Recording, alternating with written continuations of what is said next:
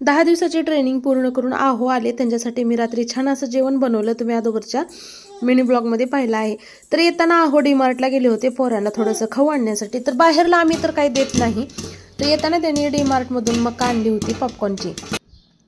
तर कढईमध्ये तेल टाकलं, मीठ टाकलं, थोडीशी हळद टाकली आणि गरम गरम मूठभर मका टाकून कढई भरून मी पॉपकॉर्न बनवून घेतले. पोरांना इथं गरम गरम दोघाला अलग अलग दिलं, कारण भांडण एवढं भयंकर करतात की माझं डोकं आउट होऊन जातं.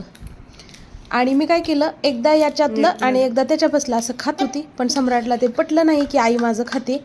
परत मोठ्या दादाच्या वाटीमधलं घेऊन त्याला जे घेतलं होतं तेवढं रिटर्न केलं, नाही तर लगेच तो चिडतो.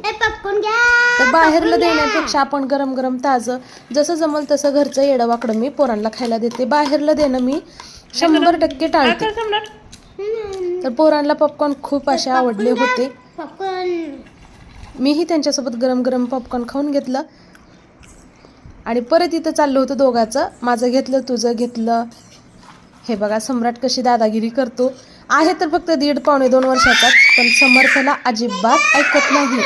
त्यानंतर पोरं खेळायला लागली, थोडासा आराम केला, होमवर्क केलं आणि असा होता आमचा आजचा छोटासा मिनी ब्लॉग. आणि चॅनलला तुम्ही अजून सबस्क्राईब केलं नसेल किंवा इंस्टावर बघत असाल तर फॉलो केलं नसेल तर नक्की फॉलो करा. धन्यवाद.